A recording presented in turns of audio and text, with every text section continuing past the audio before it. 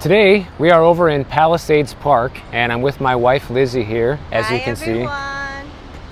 And she's going to join me on the walk because who knows if it's even safe here. I came here for you guys because I've seen some videos of this park and how it's kind of deteriorated over the years. And you know, first thing I thought I was going to see, guys, is like homeless people everywhere, which I haven't seen yet. And even you have some empty benches here that I would think would be piled on with a bunch of homeless gear, but it's not. It's not going to be the focus of the video. I have a lot of other stuff to talk about, but I figured I'd do the location here because I've always wanted to shoot in this spot. You see this in so many different movies and different YouTube videos. People come to this park all the time, and it seems like over the past few years it's just kind of deteriorated, and we'll see if that's really the case. But the main thing that we have to talk about today is the number of HELOC loans is exploding, guys. And in case you're unfamiliar with what a HELOC loan is, it's a home equity line of credit, okay? And people are borrowing more money than ever against their home right now, not only because they can, because the average American has like $200,000 of equity in their house right now, but it's also because the lenders and the media are pushing this heavily as a good thing to do right now. In fact, the reason I know this is because when I found this story today talking about the record amounts of home equity loans being given out right now, within this same story, you have links. There are links inside this story from CBS News, that's who made this story, to banks and to different lenders to basically make a commission off of people getting these HELOC loans right now. So they're pushing this because there's money in it, okay? There's money to be made in getting people to do the HELOC loans. When people do the HELOC loans, they get a commission, just like any other type of loan product, right? So CBS News reports, let's get everybody into a HELOC loan and more people do it. That helps make them some money. Now, to just give you an idea of how much these HELOC loans are exploding right now, according to the New York Fed, during the first quarter of 2023, HELOC balances increased by $3 billion. And that is the fourth consecutive quarter that HELOC loan balances have been going up. So basically for the past year, people have been really borrowing against the homes more than before, guys. And literally for 13 years, we had the amount of people taking HELOCs going down, okay? It was going down ever since the last Great Recession, which was a good thing because people were scared, right? People learned the lessons of what getting into too much debt back then could potentially do to your finances, especially when it comes to losing your home. But apparently that's all been forgotten now because during this last year, it has been going up tremendously. At the filming of this video, okay, HELOC balances are at $339 billion nationwide.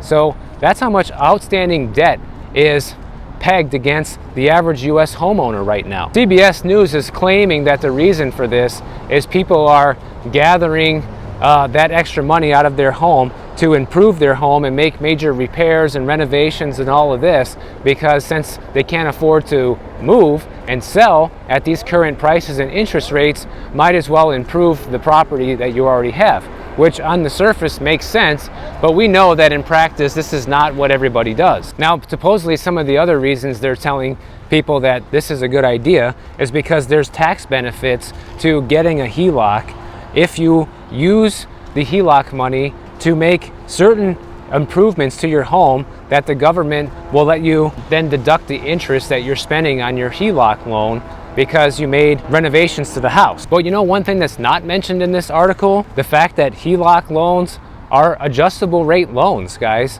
So we've been seeing the Fed increase interest rates, you know, to 22-year highs right now, which means the amount of interest that you're going to pay on your HELOC loan is also at a 22-year high. And they're not talking about that, how that's going to strap you financially, okay? They're also not talking about how if you don't pay that HELOC, doesn't even matter how much it is. You could borrow $20,000, which is nothing in comparison to the value of your home, right? But if you don't pay that loan and you fall behind for some reason, doesn't matter what it is, job loss, divorce, death, whatever it is, they can foreclose on you just for not paying 20 grand, even if you own the home outright. Doesn't matter. And no one talks about that. You don't see any of this in these articles promoting people to get a HELOC, because the only thing they care about is getting their commission and you getting that HELOC, guys. So that's why I'm here making this video, to give you all the heads up with this, because I'm sure you're going to see this on a regular basis. Maybe there's even other YouTube channels promoting how good of an idea this is right now, and that couldn't be further from the truth, in my opinion. And you know, another thing that's not mentioned here about HELOCs is, yeah, by the way, home values are going down nationwide right now. Home values are down on a year-over-year basis, and you're taking out essentially a second mortgage or a second loan against your property, which can put you underwater on your property even faster, because now you owe even more debt on that property than you previously did. So when you see stuff like this, don't think for a minute that it's there to help you, okay? This is not there in order to be your best friend and give you ways to get extra money. This is all there so that CBS News can make a commission. And here's the thing, guys. When I promote my real estate link, like when I tell you guys, hey, use my link in the description below to sign up and get a real estate agent at no cost to you, I make a commission off of that. But here's the difference, okay? When I tell you to do that, it's for your own benefit, okay? I don't want people that are not planning on buying a house to go out and do this just because I'm telling you to sign up with it. I only want people who are already planning on selling their house, or people who are already thinking about buying something anyways that just need an agent to use this, because it's a free service for you and it benefits the channel. But I'm not just telling you it to make a commission, okay? I only want people who need it to use it. And CBS News here telling everybody to just go and get a HELOC because it's the best thing since sliced bread right now. Now, obviously, you just heard my position on how I think having a HELOC is such a bad idea, but here's what's actually a smart idea right now. CDs. CDs, not the music, but we're talking about certificates of deposit. And right now is probably the best time in the last 20 years to have a CD account. And this is not a promotion either, by the way. I'm not telling you to get a CD at any certain bank or anything like that. But I just pulled up the most recent CD rates that you can get right now, and the rates are fantastic, guys. Like, literally, if you're looking to get a 1-year CD right now, you can go with banks like Santander Bank or Sallie Mae Bank, and those two banks are offering a 5.5% interest rate for your money for a 1-year CD. And they only have a $500 minimum, $2,500 for Sallie Mae. That's pretty good to earn a 5.5% interest rate right now at a time when inflation is raging, and investing in any other type of asset can be very risky. You know, the stock market is bursting to like close to all-time highs, just like the real estate market. So investing money into either one of these things right now can be very risky, but there's basically no risk with investing in a CD so long as you put less than the $250,000 of FDIC insured funds in there. So I think having a CD right now is a fantastic idea from the point of view that you can get 5.5% on your money for practically doing nothing right now.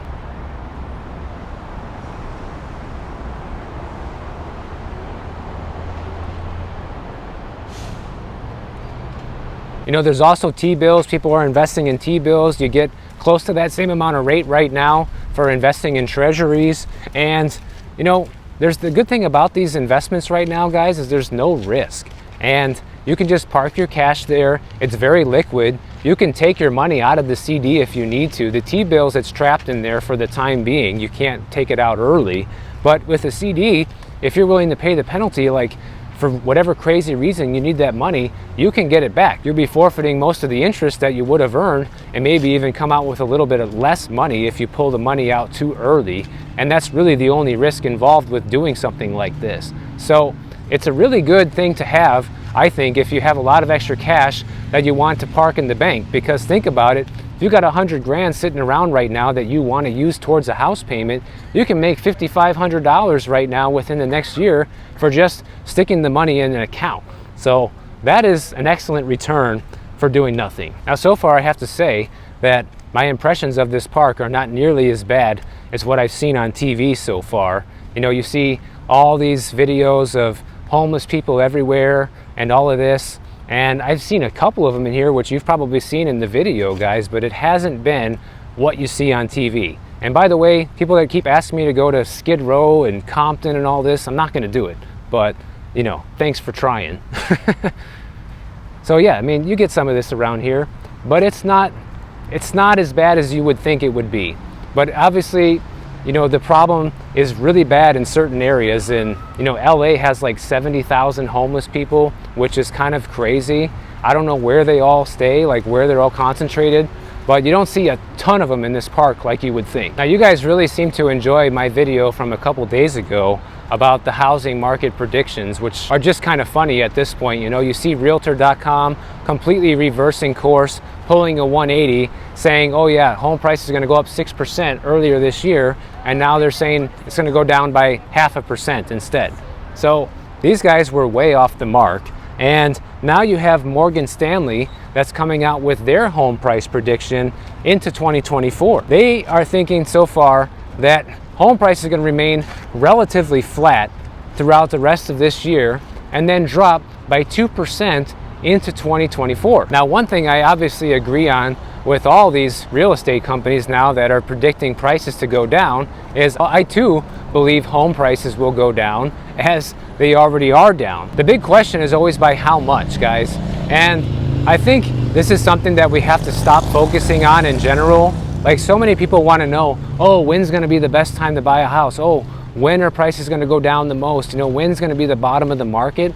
And the truth is, no one knows the answer to that. If they tell you that they do, they're lying, okay? Because no one knows. And by the time the bottom of the market comes, it's too late to see it. You can only see stuff like that in hindsight. But what I would be happy about right now as a prospective buyer or even a seller, a potential seller, is the fact that prices are predicted to go down, which means things are going to stabilize and it's going to get easier for everyone eventually. Like, if you've been somebody on the sidelines that's been waiting to sell because the interest rates and the prices are too high, well, luckily for you, that's probably going to change in the next couple of years, okay? Same thing if you're a buyer. But nobody knows by how much. And I can't tell you. We can all make predictions and say, oh, it's going to be this percentage or that percentage, and it's all going to be caused by this or that. But at the end of the day, nobody knows. But I think the good news here, and the nugget of wisdom out of all of this, is that most of the real estate companies and banks and economists are starting to get the hint that prices are likely to continue to fall, more likely than they are to go up. And that's because of the market conditions we have right now are so tight that there's really not much room for things to continue to go up, guys. It's really hard to make a case for prices to continue to go up. When we look at affordability and we look at the amount of mortgage applications out there and the amount of closed sales that are happening as we speak, it is not enough to sustain this market. And eventually these people who are buying right now, well, they already bought. And if things were to continue to get more expensive, that means less and less people can actually afford what's coming onto the market.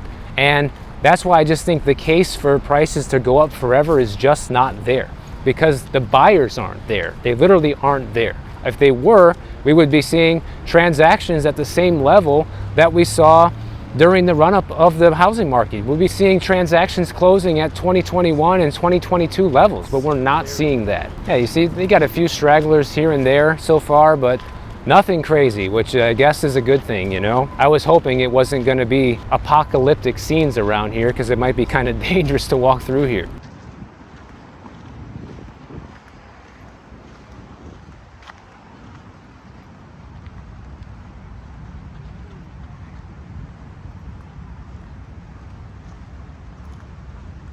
But one thing is for sure, is whatever mortgage rates do is going to have an impact on the market, just like it's having an impact right now.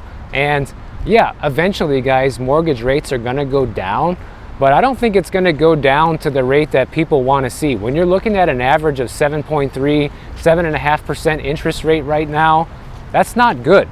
And even if it goes down to 6.5, 6.3%, that is still very high at these prices. It's not high historically, but it is high to buy when the average house costs $450,000 to $500,000 in most areas. And now you have all these banks that are deciding to close up shop in terms of offering less and less mortgage products to the average buyer right now. That's just going to make things get even tighter, guys, because these banks are in trouble and they don't want to give you money right now unless they really think that you have the ability to pay it back. Every borrower is going to be scrutinized from here on out, because if you don't have stellar credit, stellar income, and a solid down payment, and you can easily prove that you can afford this house, chances are you're not going to get approved for a loan right now unless you're an FHA borrower or going with something like that where you can get in with a 580 credit score and then you get the loan. But you're taking on the lion's share of the risk there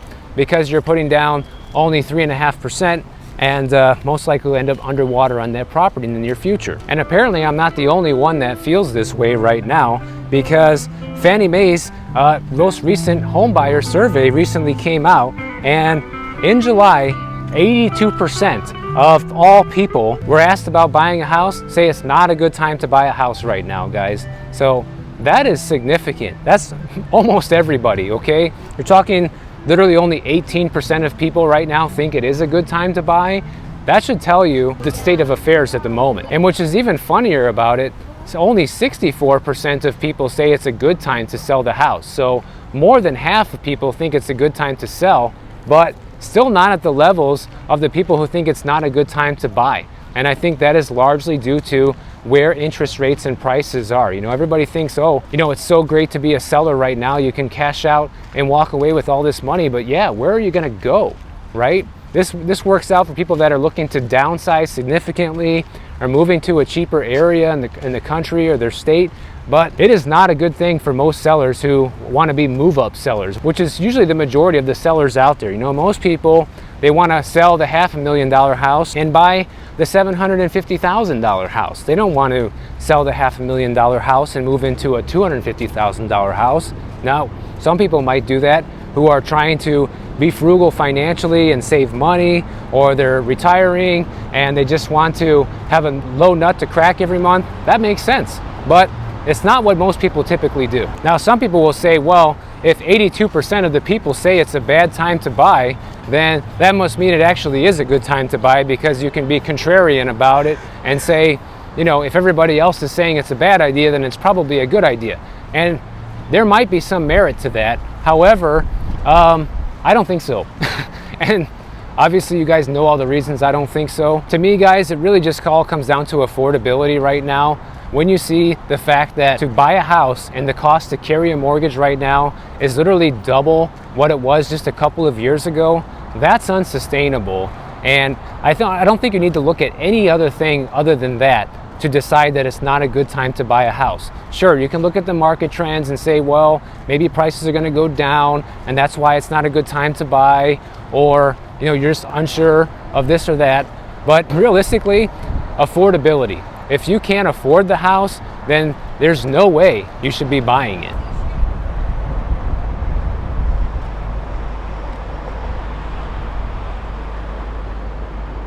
I was going to try to make it all the way down to the Santa Monica Pier, but it's a lot further walk than it looks. Maybe next time. I pretty much parked all the way at the end of this park because they had free parking over there. It's me trying to be frugal and always save $1, guys, which I hope most people are doing right now. But when you look at the fact that housing affordability is at a 37-year low, that's almost 40 years housing hasn't been this unaffordable. The fact that there's not much inventory out there to choose from, it's no wonder that people don't think it's a good time to buy, because if you're a buyer out there and you're looking at what's available, like they want that much for this, that's kind of the reaction I think most people are having when they're looking at properties, and it's not even enticing to buy. That's how much the market and the dynamics have shifted over the past couple of years. Because when you look at the selection of inventory for what people are charging, I mean, the value is just not there in many cases, guys. And especially when you see things like, oh, they bought this house for $275 3 years ago, and now they're asking $500.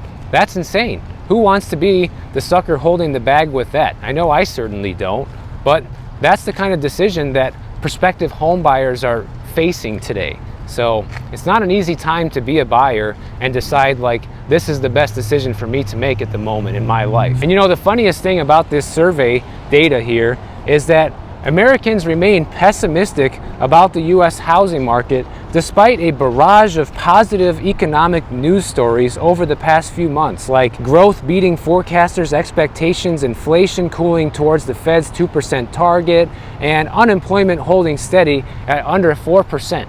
So somehow these guys are baffled at the fact that people are still not thinking it's a good time to buy, which to me is just funny. Like, all these stories that we're hearing pretty much make no difference to the average person, guys. Like, oh, nobody cares about unemployment until they lose their job, right? Nobody cares about inflation until they see their bank account going down. Unless people are 100% individually impacted by these things, they don't seem to care about these issues for the most part.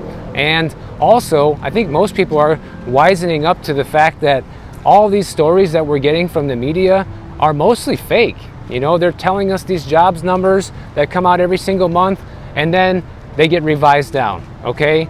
The unemployment numbers come out and they say it's still low, but yet you're seeing the amount of people filing for unemployment every single week in the hundreds of thousands. So how does anybody believe that what they're saying is actually true right now? Because I know I don't.